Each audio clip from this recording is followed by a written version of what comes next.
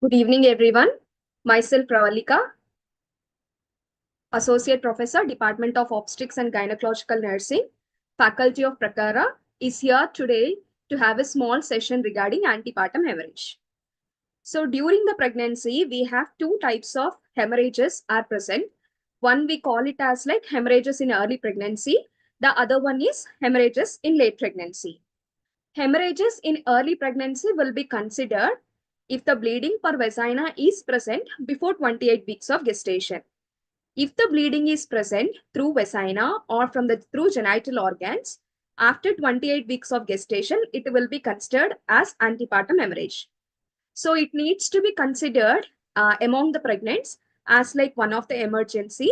If not cared or not treated immediately, it may lead to lot many complications in the mother, as well as we may lose the life of even fetus also. That's what it needs to be given due care as well as immediate attention.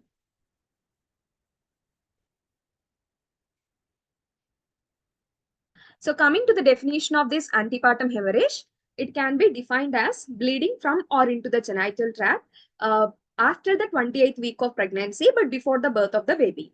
So usually we know that by 40 weeks of gestation, the women will be carrying and she will be delivered at 40 weeks of gestation. Here, after 28 weeks of gestation, the woman is having bleeding per vagina, but before birth of the baby itself. So this kind of disease or this kind of bleeding or hemorrhage is called as antepartum hemorrhage. If we observe what could be the cause for this antepartum hemorrhage, there are lot many causes are there.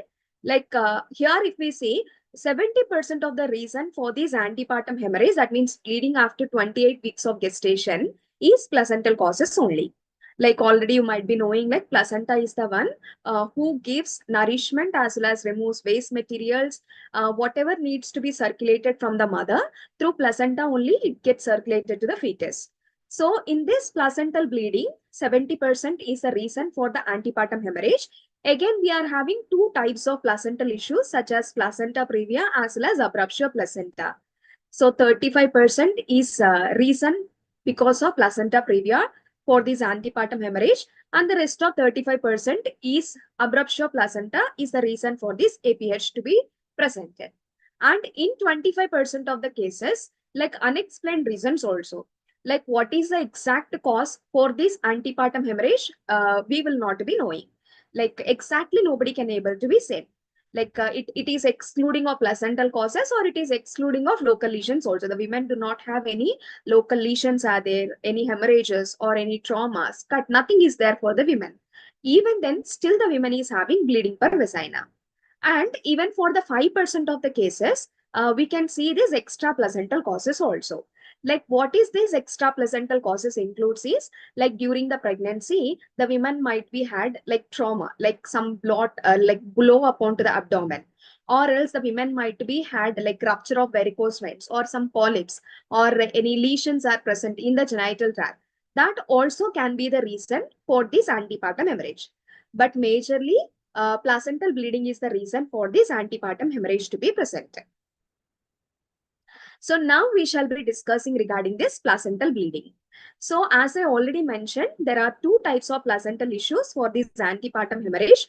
One is placenta previa and the second one is abruptio placenta. So here we can observe what is placenta previa. So here the placenta is supposed to be implanted in the upper uterine segment only. At the fundus of the uterus, like if it is the uterus near to the fundus, the placenta is supposed to be attached. But in this placenta previa, the word or the name itself shows that the placenta is present beneath the presenting part. So presenting part is the one which enters into the pelvic cavity or into the inlet first, which can be felt by the internal fingers or examining fingers is called as presenting part. Like vertex is one of the presenting part, breech is one of the presenting part, like sacrum is one of the presenting part, like different presenting parts are presented. So in this placenta previa, as already mentioned, placenta is present in the lower uterine segment, which is below the presenting part. If this is the presenting part, below the presenting part, the placenta is present here. So this kind of situation of this placenta is called as placenta previa. And if we see the instant, merely 0.5 to 1% of all the hospital deliveries are having an instance of this placenta previa. On a whole, placenta previa is implantation of placenta either partially or completely in the lower uterine segment. So in some condition, only a partial placenta can be attached in the lower uterine segment. In some situation, like full placenta can be attached in the lower uterine segment. So next we shall see what could be the reason or what could be the etiology for the occurrence of this placenta previa. There are so many causes are there. What is that we can be seeing? So already I have mentioned placenta supposed to be attached in the upper uterine segment, that also in the fundus region. But here even the placental implantation also to take place, decidia plays an important role and trophoblast also has an important role. So here if there is any abnormality which is related to decidia, decidia is the innermost layer of the uterine cavity. So we know that uterine cavity consists of three layers like perimetrium, myometrium, endometrium, and this endometrium's pregnant endometrium is called as decidia. So if there is any problem in the decidia, because implantation has to be taken place into that decidia only, and if there is any problem in the trophoblast, in the chorionic activity, that means the outer layer of the embryo, because it also has to be involved in the implantation to be taken place. If any abnormality in any of this, which may lead to this placenta previa. So first among that is dropping down theory. So from the name itself, we can able to understand which supposed to be attached into the upper uterine segment by mistake or whatever may be the reason, it is getting dropped into the lower uterine segment. So is one of the reason. And the second one is like persistence of chorionic activity. So the chorionic activity, even it is getting dropped, after it is getting dropped into the lower uterine segment, still it is being active and it is able to get attached to the endometrium or the decidia of lower uterine segment. And defective decidia. So why it is unable to get implanted in the upper uterine segment is there is some problem with the decidia. Maybe there is no proper circulation to the decidia, or else poor endometrium, whatever it may be, or else secretory activity of the endometrium is not good.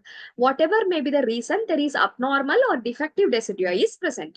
And the last thing is like big surface area of the placenta.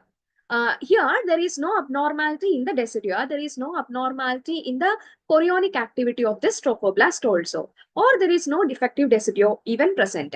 Here, as the placenta is big, in some conditions, like in syphilitic conditions, or the one who is having this smoking habits, like substance abuses, in all these conditions, the placenta will be unduly large. So, though it is attached in the upper uterine segment, a part of it can be in the lower uterine segment also.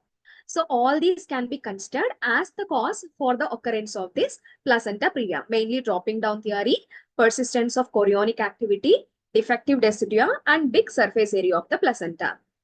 And next we shall see what can predispose for the occurrence of this placenta previa. So mainly it is of multiparity. So what is this multiparity? Multiparity, the name itself, like multiple times the woman is into the labor. Like in some situations, we can say like Z5, Z6, Z4, like the woman is conceived for the fourth time, fifth time, sixth time. So it can be considered as like multiparous only. And increased maternal age, which is more than 35 years of age group. So it can be like elderly primary or advanced maternal age, any advanced maternal age, because already we have mentioned one of the reason for this placenta previa is defective decidia. So why decidia is defective? It can be because of increased maternal age also. And history of previous cesarean section.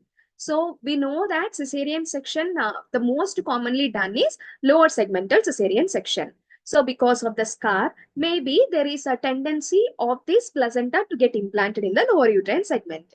And as I already said, the big placenta, placental size abnormality in certain situations like smoking or else prior curetage, the woman has undergone for prior curetage, like which is a part of MTP or induction of abortion for the previous pregnancies. Like if it is not done properly or some remnants are remaining in the lower uterine segment, even we can observe this kind of placenta previa. So these are some of the predisposing factors. And next we shall see about what can be the types of this placenta previa. So here always we can't say that placenta is completely into the lower uterine segment or placenta is completely covering the internal os also. Like depends upon how much it is into the lower uterine segment and how much it is covering the internal os, it is graded or it is classified into 4 types. The placenta previa is classified into 4 types. Like first type or type 1 is low lying placenta. In the image you can see that in the first image, the most of the placenta in this type 1 or low lying placenta previa, the most of the placenta is in the upper uterine segment. Maybe a small part can be into the lower uterine segment. In this first variety, the placenta is in the upper uterine segment, but a part of this placenta can be into the lower uterine segment. And coming to the second type, that is type 2, which is called as marginal placenta previa. So it is comparing to the type 1, little more extra portion of placenta is into the lower uterine segment and it is near to the internal os, but it is not covering the internal os. It is still the margins of the internal os, but it is not covering the internal os. And coming to the type 3, it is of incomplete or partial central. So as the name itself it is meant, it is covering the internal os. How it is covering the internal os? Not completely it is covering, incompletely it is covering, or partially it is covering the internal os. And coming to the last type of placenta previa, that is central or total placenta previa. So here the placenta is completely covering the internal os. So depends upon how much it is covering the internal os. These are the types. In type 1, most of the part is in the upper uterine segment, only a small part is in the lower uterine segment. In the marginal, it is up to the margins of the internal os, but it is not completely covering. In the third variety, it is incompletely covering the internal os, and whereas in the last variety, it is completely or totally covering the internal os. These are the 4 types of placenta previa. And next we shall see about how we can able to understand that the woman is having this placenta previa. So from the definition or from the topic name itself, we have said that it is an antepartum hemorrhage. That means where the women will be having bleeding through vagina after 28 weeks of gestation. So the first and the important manifestation of this placenta previa is vaginal bleeding. The visible vaginal bleeding will be presented. And these are the classic features of bleeding. How the vaginal bleeding will be present is sudden onset. Because here there is no signs of any abdominal pain for the women or any tenderness is not present, or else spotting, that kind of bleeding also is not present. Suddenly the woman is having the bleeding, and what kind of bleeding is, she doesn't have any pain. It is a painless bleeding and causeless. She didn't have any of the reason, like she didn't have any episode of trauma upon to the abdomen or blow to the abdomen, or she didn't have any other previous indications, nothing she had, but still suddenly she is having bleeding, causeless and painless kind of bleeding, and recurrent, like continuously again she is having a bleeding. So these are the classic features of bleeding. And if we observe the signs here, if we check out what would be the general condition of the women is, here as the vaginal bleeding will be present, always we say in relation to the anemia proportion or general condition of the women. So here in this particular condition, the vaginal bleeding, it is a visible vaginal bleeding. So nothing, the blood is retained back inside the uterus, or it is not forming any retroplacental clot. So how much is oozed from the placental region, it is getting escaped from the vagina. So that how much of bleeding is there, it will be proportionate to that visible blood loss, even the anemic status of the women. But if we see in some other condition, so it is forming the blood that is forming a retroplacental clot, and it will not be proportionate to the general condition. The visible blood loss might be less, whereas the shock regions or shock condition of the client is even more severe. So patient is in severe shock and the bleeding is very less might be. So this kind of disproportionate it will be presented. But in conditions of placenta previa, the patient's general condition will be proportionate to the visible blood loss. And next we shall see what could be the findings of abdominal examination. So as I already mentioned, so here the patient will be having sudden onset of bleeding, painless bleeding and causeless bleeding, and which is of recurrent bleeding will be present. So here the woman has not started to produce the contraction. If the woman has started to produce the contraction, that contractions are nothing but pains. If she has started to produce a contraction, she will be having the tenderness will be there. That pains will be, she will be experiencing when somebody is touching her abdomen and all. So here the women will not have any kind of that tenderness. And as there is no retroplacental clot, if we check out for the fundal height, so usually the size of the uterus we will be checking in relation to the fundal height. Is that appropriate for the gestational age or not? So here, as there is no retroplacental clot, the uterus height or the uterus size will be proportionate to the period of gestation. Like we have till where the fundal height must be. At 24 weeks, it must be at the umbilicus. At 36 weeks, it will be at the xiphoid sternum. After that lightening take place, it reaches to the level of 32 weeks. Like that, there will be some sizes differentiation will be present. So here, the size of the uterus will be proportionate to the period of gestation. As I already mentioned, there is no tenderness. The uterus will be relaxing. Relaxed uterus you will be able to see. Soft and elastic without any tenderness will be present. So it is very softness will be there. There is no features of any that indentation or there is no features of contractions will not be present. So it is even elastic also. And as I already mentioned, the placenta is present in the lower uterine segment. So it is not able to, the fetus is not able to do its own maneuvers in a normal way. So which can lead to even malpresentations also. Like which can lead the baby to turn in a reverse manner, which may even end as like breech presentation or transverse lie or even unstable lie also. Like breech presentation is where the buttocks or the lower pole of the uterus or lower pole of the fetus, podalic pole of the fetus will be entering first into the pelvic brim or something. Or transverse lie is where the longitudinal axis of the fetus is perpendicular to the maternal spine. And even unstable lie is where the fetus is going on changing its lie, like for some time in the longitudinal lie, sometime in the oblique lie, or sometime in the transverse lie. Like that, it will be going on changing. So this kind of malpresentations also can be possible with this placenta previa. And floating head can be seen. So when this floating head can be seen is usually till before the engagement take place, we can see this floating head. But here, even after the engagement also, as placenta is present between the presenting part and the uterus, you feel that the fetal head is still floating, which is disproportionate to the gestational age. And one more important sign of this placenta previa is through this fetal heart sound, we can able to understand, which is called as Stalworthy sign. So the important sign to say that it is of placenta previa is Stalworthy sign.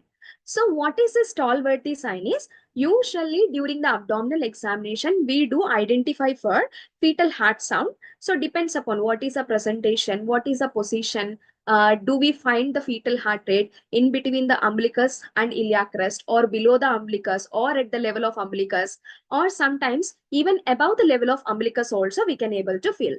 So here in this Stalworthy sign, what is happening is when you are pushing the fetus in a downward manner, for some time like pausing of the fetal heart sound will be present.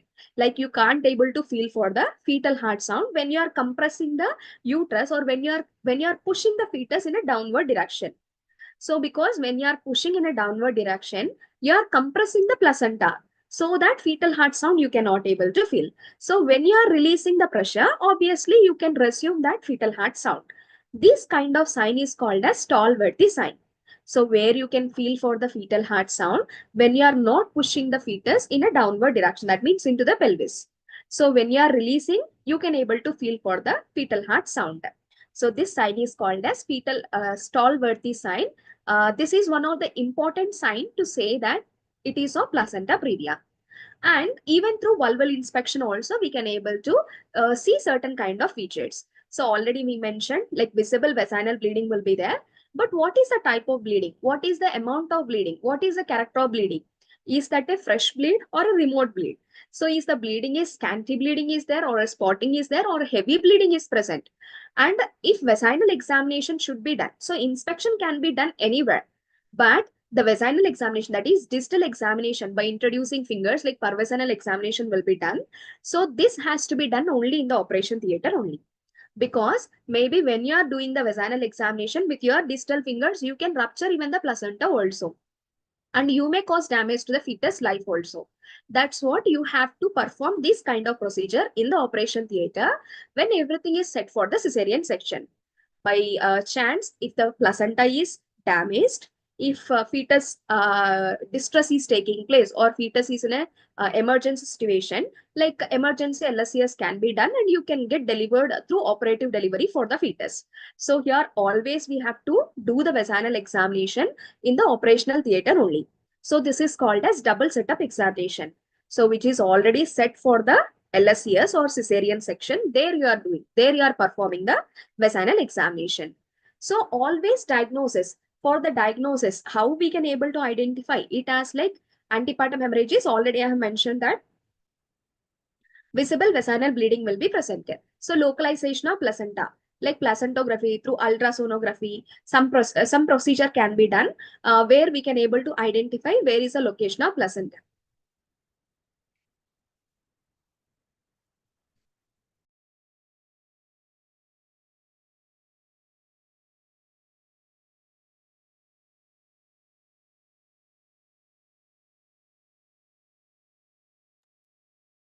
Through ultrasonography, we can able to identify where is the location of placenta.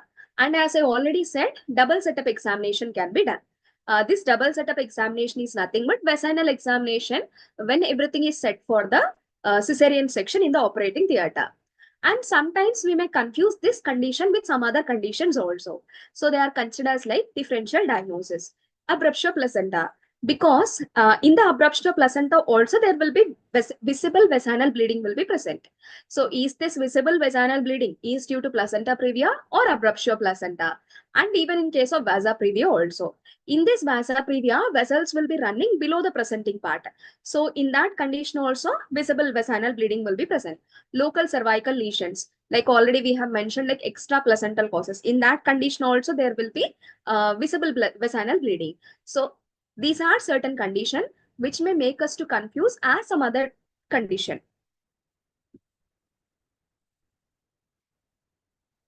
And next we shall see about what could be the complications of this placenta previa. Like the complications can be seen in the mother during the pregnancy, during the labor, and during the puerperium also. During pregnancy, what complication? Antepartum hemorrhage only, like bleeding is present. Malpresentation, already we have said. So as placenta is occupying in the lower uterine segment, the fetus can rotate in a reverse manner, which may end as like breech presentation, transverse lie, unstable lie, that kind of malpresentations can be presented. And premature labor also, like before the term completes, the women can be into the labor also. So these are the complications in the mother during the pregnancy. And coming to the complications during the labor. So what complications can arise is early rupture of the membranes. Like when you are doing the examination, you can even rupture for the membranes also, and cord prolapse. So you can observe in this particular image where cord already is outside the vagina. So this you can see in case of cord presentation and cord prolapse, and slow dilatation of cervix also can be presented.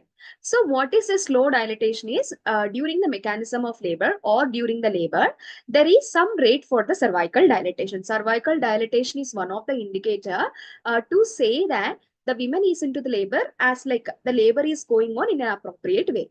So the dilatation is in primary gravida, like 1 centimeter per hour it will be taking place, whereas in the multiparous, like 1.5 to 2 centimeter per hour also it will be taking place, depends upon the gravida and parity of the women. So here there will be dilatation will be slower, that means it is lesser than compared to the rate of 1 centimeter per hour. And intrapartum hemorrhage, the bleeding will be more even during the delivery time. And there is a possibility for increased operative interference, because already I have said, maybe because of this placenta previa, you may require to take the women for the cesarean section. So that is of operative delivery only. And postpartum hemorrhage. So, and in this, as there is more bleeding, it may leads to even postpartum hemorrhage, like excessive bleeding during the postpartum period also. And retained placenta. Sometimes placenta is attached there only. It won't get separated. It won't get expelled through the vagina in the third stage of labor. Like in cases of placenta increta, percreta, that kind of morbid adherent placentas also we can able to see.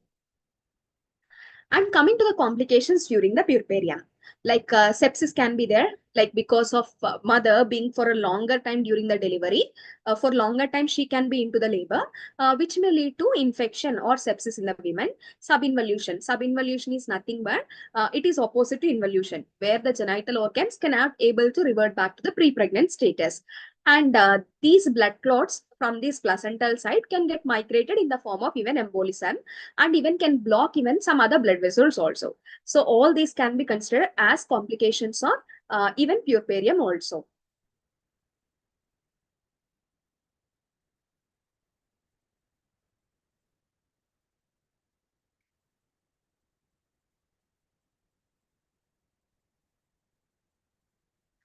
And next we shall see about complications of fetus. Low birth weight baby is one of the complication, because already we have said the mother can be into the labor like preterm. So there is a possibility for less birth weight of the child. Asphyxia, as placenta is the organ for the respiration, the baby may have the signs of distress, and sometimes it may leads to intrauterine death also.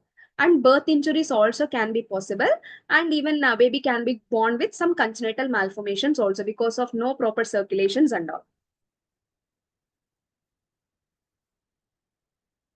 And coming to the management, so how management needs to be done in this particular condition of placenta previa? In this, prevention is more important than curing. Like after developing a condition, than that providing care, prevention plays an important role. So how we can able to prevent it? Like what may makes the women to have this placenta previa? If we avoid that situations, obviously we can prevent the occurrence of this placenta previa also. Like adequate antenatal care, like she has to come for the visits, and she has to undergo for like frequent visits and investigations. So we can able to select whether she's having morbid adherent placentas, or whether she's having any defective deciduous are there. All these we can able to identify. And this placenta previa has to be identified or diagnosed early during the antenatal period itself. And significance of warning hemorrhage should not be ignored. So if the woman is having bleeding after 28 weeks of gestation, whatever may be the reason also, it has to be considered as like antepartum hemorrhage only. It has to be viewed in terms of antepartum hemorrhage. And color flow Doppler or ultrasonography can be done for the identification of where is the location of placenta, and whether the placenta is having this morbid adherent like placenta accreta, increta, percreta, that kind of conditions are present or not, also we can able to check out. And coming to the management, so the home management is not at all ideal, or it is not suggested for placenta previa. As soon as the women is having bleeding per vagina, she has to be brought to the hospital. Like the patient is immediately put to bed. Like before she is brought to the hospital, what care can be taken at home is like she has to be put to the bed, like no activities or no straining of the women. And also they have to assess how much of blood loss is present. That means how they can able to identify like how many clots are being soaked with the blood. And if someone is there who can able to note their pulse, is the pulse is tachycardia is there, is the blood pressure is normal, or is the woman is into hypotension, and what is the degree of anemia, is the paleness is present or not. So which gives us an information regarding what is the shock status of the women. So if the woman has entered into a stage of shock or not, we can able to understand. A quick but gentle abdominal examination only to mark the height of the uterus only. In-depth abdominal examination should not be done because we may accelerate the labor also. That's what. Only a quick gentle examination can be done only to identify what is the height of the uterus. And also the fetal heart sound has to be noted, and whether tenderness of the uterus is present or not also has to be marked. Already we have said in the auscultation, like stall worthy sign will be presented. And which is important thing that we have to remember is vaginal examination must not be done. Where it can be done is only double setup examination has to be performed. And the women, as early as it is possible, she has to be shifted to the hospital with a flying squad. So what is this flying squad is nothing but like in the ambulance or the transport facility through which the women is transferred to the hospital, there should be like skilled expert who can able to treat or who can able to care this kind of placenta previa cases. Nothing but they should able to do like intravenous cannulation, they should able to do. They should able to start running of IV fluids, or they should able to identify some status like whether the woman is in the shock or not. Like who has expertism in caring for this placenta previa or antepartum hemorrhage cases, that kind of staff or that kind of medical care facility must be present at the time of transferring to the hospital. As I already mentioned, IV fluids has to be started because the women goes into dehydration, or else after that she may go into a stage of shock also. And admission to the hospital needs to be done even if it is a slight bleeding also. As it is only spotting, or as it is only like few drops of bleeding, it shouldn't be ignored for. And immediate assessment has to be done, and it can be depends upon the condition of the client whether immediate management has to be done or expected management has to be done. It has to be deferred. Like in the expected management, we have to keep everything ready and we have to wait for like what is going to happen. Like we have to keep ready for the blood transfusion, and even like operation like a cesarean section, everything has to be set for. Like here active interference is not done, only all the facilities are kept ready for conduction of delivery and all. Bed rest is very, very essential for the women, and investigations has to be performed, like which includes like blood transfusion, like blood grouping, cross matching, and what is the hemoglobin status of the women, how far is the shock status. All this can be identified through certain investigations. And periodic inspection and supplementary hematinics, like nothing but periodic inspection has to be done. Is the bleeding is getting reduced, or is the appropriate to the like general condition of anemia or visible blood loss, all this. And hematinics which can able to replace their blood has to be supplemented with them. And coming to the termination of this expectant management, when we have to terminate. So if the woman has already crossed 37 weeks of gestation, so she is ready to undergo into the delivery, because by 37 weeks of gestation, why till 37 weeks of gestation only expectant management if the woman is stable is before 37 weeks the fetal lungs are not matured enough. So when the fetal lungs are not matured, if you are conducting the delivery, the the baby is not able to have its independent survival. If after 37 weeks, if you are conducting delivery, the baby is completely fine, it can able to survive by its own. And the definitive treatment includes is depends upon the situation of the women. So you can send the women for vaginal delivery, or you can send for the cesarean section. Cesarean section without internal examination, or cesarean section with internal examination also, like with double setup examination also can be done. Or else if it is possible, like with the type 1 placenta previa and all, even vaginal delivery also can be performed with the lower rupture of the membranes. So this is regarding the management or the definitive treatment of placenta previa. So till now, we have discussed about the first type of placental causes, that is placenta previa. So in this placenta previa, placenta is situated in the lower uterine segment of the uterus. And coming to the second cause for this antepartum hemorrhage from the placental issues is abruptio placenta. So it is also from the placental causes only. So what is the difference between this placenta previa and abruptio placenta is, in the placenta previa, placenta is attached in the lower uterine segment, that is below the presenting part.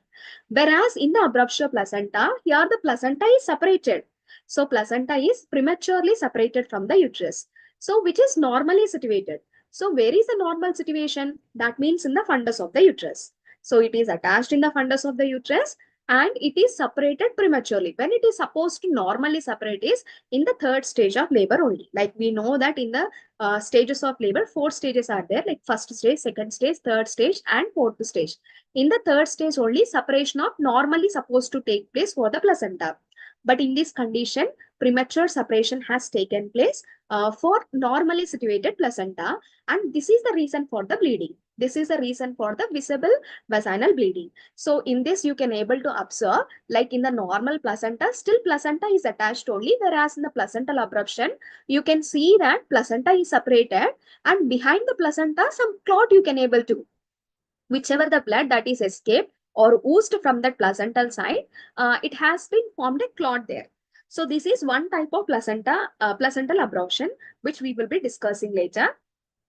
And next we shall see about what are the varieties of this abruptio placenta. So there are mainly three types of abruptio placentas are present. They are like revealed, concealed, and mixed placental abruption. So what is this revealed is, from the name itself you can understand how much of escape or how much of bleeding is present from the vagina. All that bleeding is present through the vagina. So you can see that when the separation has taken place, all the blood is insinuated between the layers of the uterus and it is escaping through the vagina. How much is bleeding? That much is escaping through the vagina.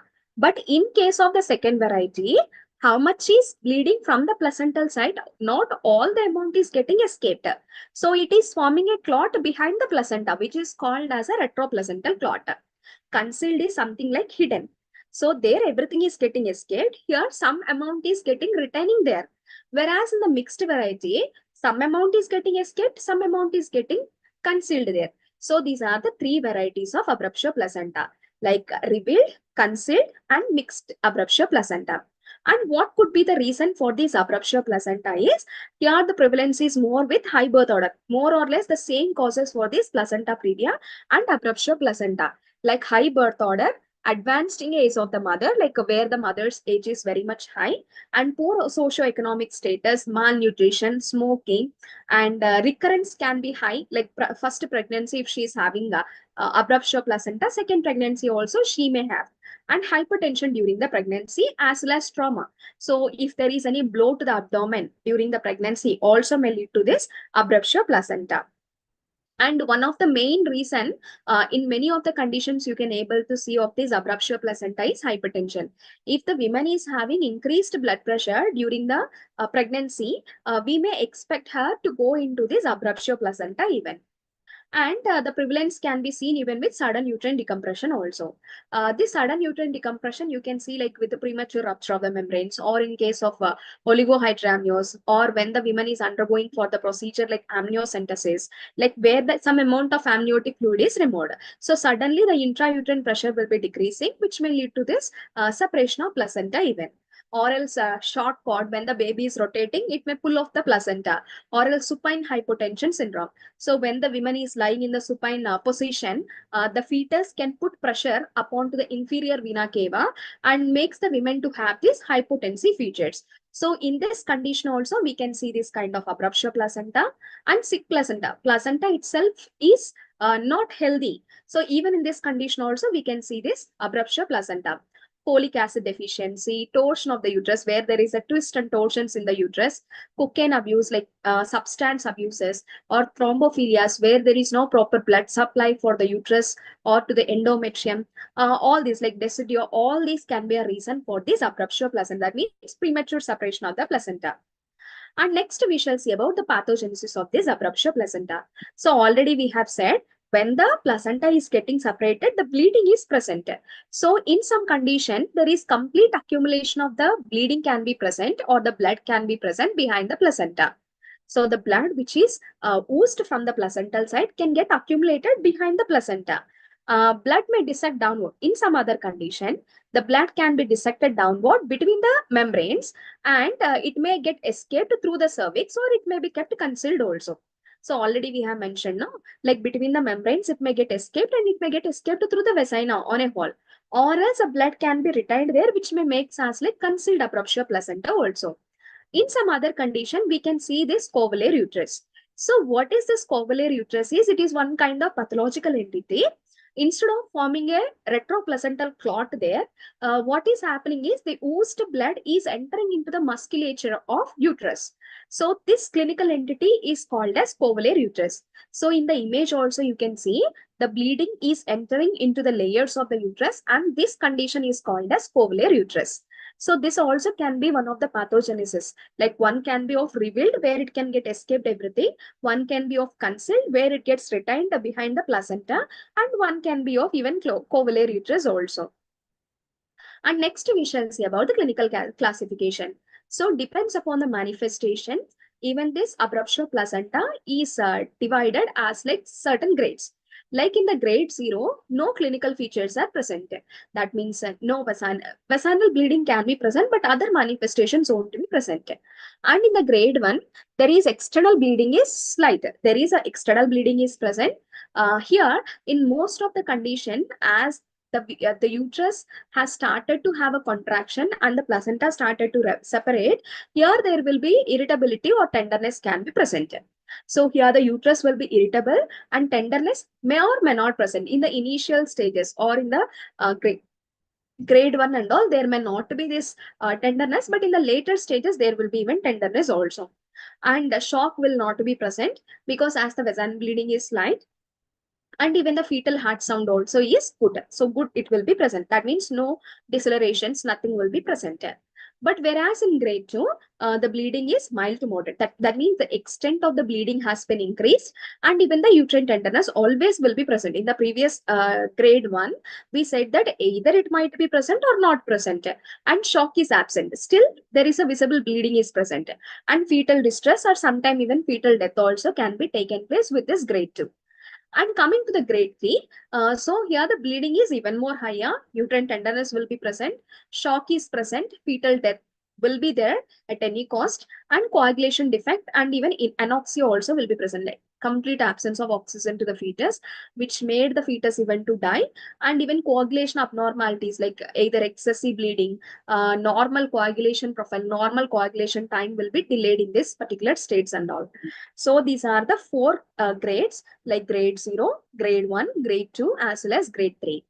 And next we shall see about the clinical features according to the types. So already we have mentioned in the clinical varieties, mainly we have three varieties we have mentioned, that is revealed, concealed, as well as mixed.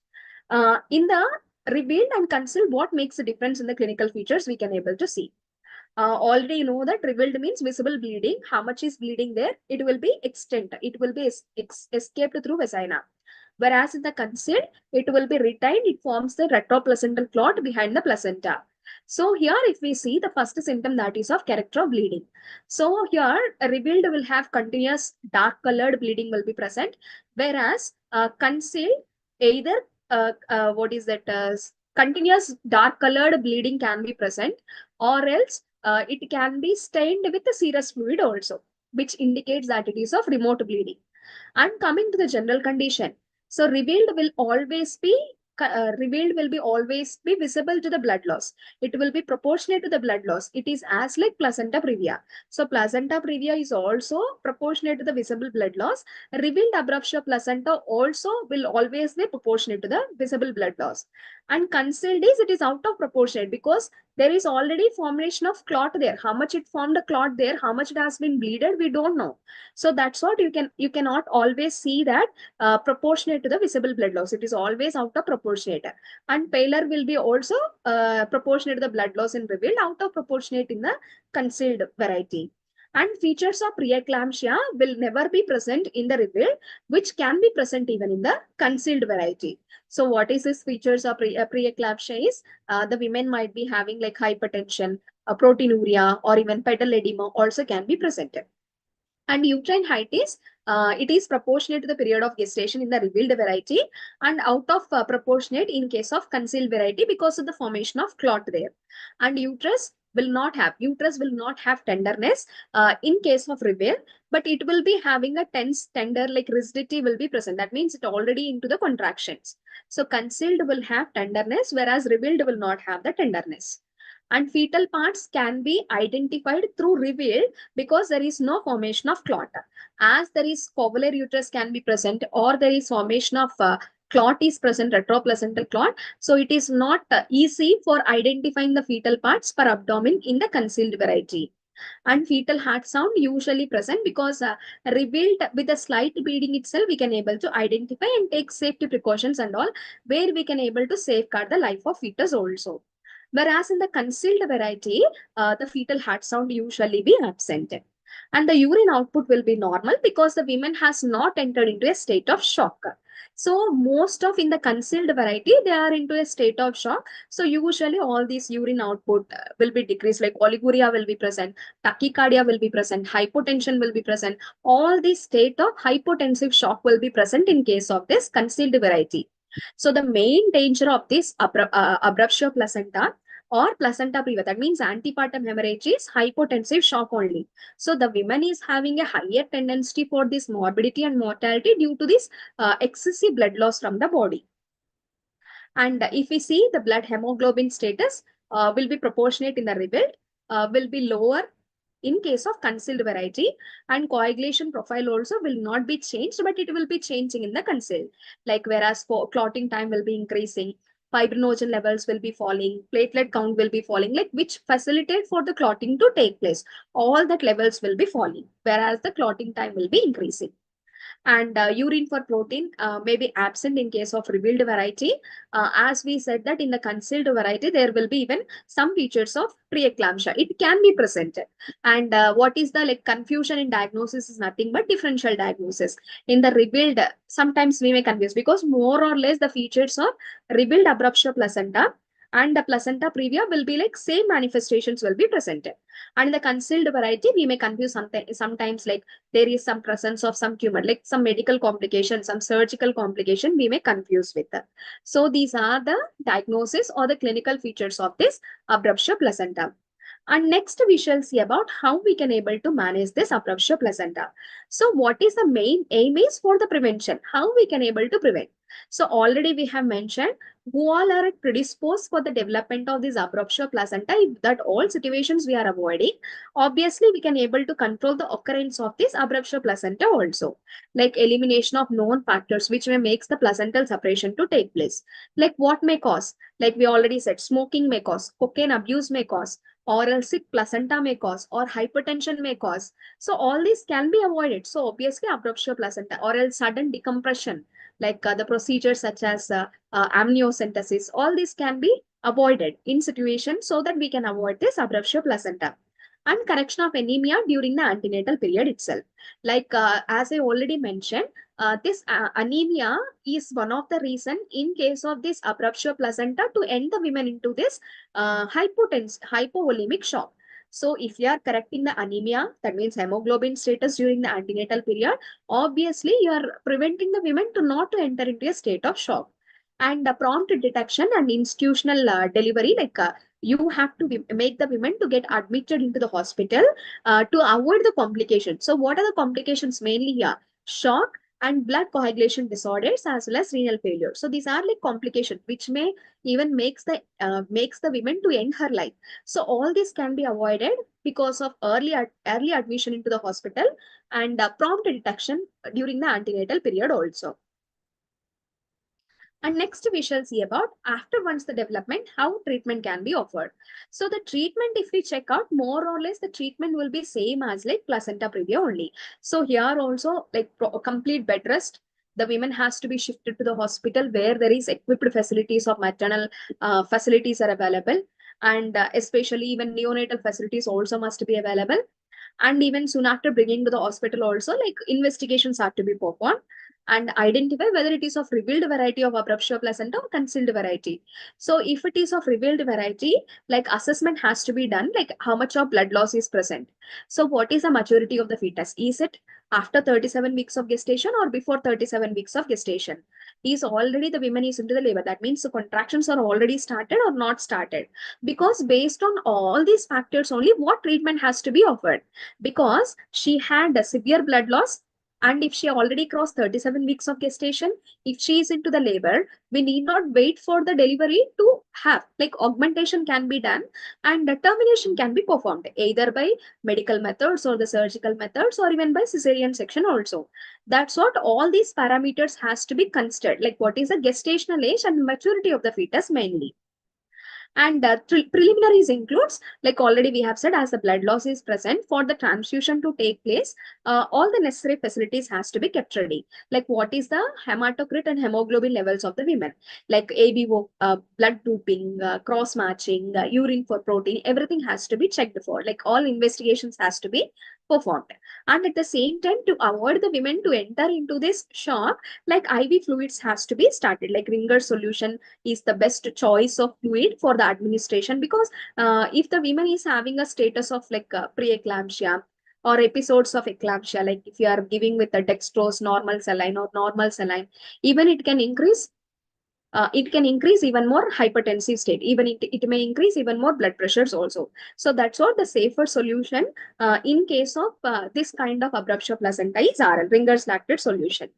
And definitive treatment is including, already I have mentioned, if the patient is in the labor, you can accelerate the mechanism either by low rupture, like induction can be done, either with low rupture of membranes or even with the oxytocin rip. Like we are having always medical methods are there, surgical methods are also present.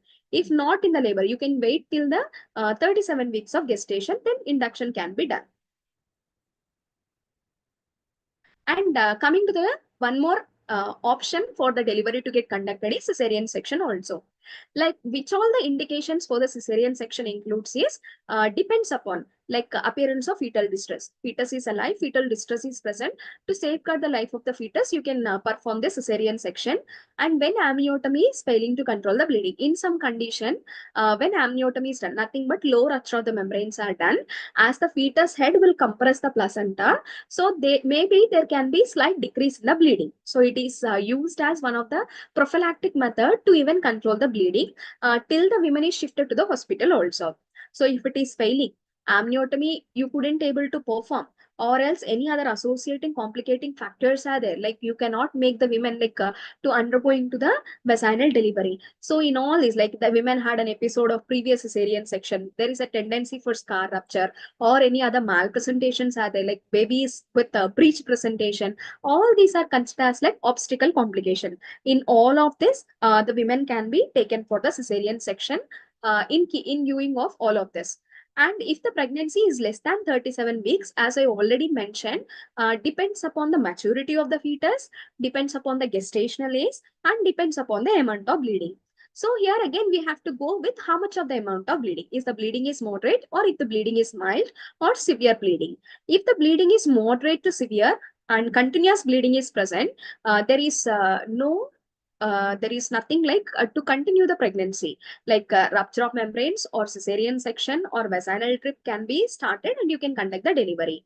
And if the bleeding is slight, it is not continuous, it is not recurrent, it has already been stopped, so you can go for the conservative management with a close observation under strict control or strict supervision of the medical care. The women can be continued at least till the completion of 37 weeks, because by 37 weeks only fetal lungs will get mature and it is ability to have its own independent survival. So that's what we should try to continue the pregnancy. So if mother is stable, we can continue. If the mother is not stable, irrespective of gestational age, we should try to terminate the pregnancy. And if it is of mixed variety or concealed variety, what has to be done? So there are some principles in the treatment of this mixed or concealed variety, which includes is, first we have to correct the hypovolemia state and you have to restore the blood loss. Like how much of bleeding has taken place, which how much of big retroplacental clot has been formed, we are not known. So here contraction has to be initiated and termination of pregnancy irrespective of gestational age. And the coagulation profile has to be started, and the mother has to be like maternal and close fetal monitoring has to be done of fetal condition. And the definitive treatment includes is correction of blood loss, like fluids has to be restarted, and hematinics has to be given, like hemaxil infusion, and cesarean section or artificial rupture of membrane or cesarean section. Either vaginal delivery or cesarean section can be performed for the termination of labor. And coming to the nursing management. So already we have gone through this placental types and all placental issues which can lead to this abruptio placenta, which can lead to this antepartum hemorrhage, like abruptio placenta as well as placenta previa. So what is our role as a nurse to do during this caring of this antepartum hemorrhage cases are like, what is the cause? Is that placental cause or extra placental cause or unexplained cause?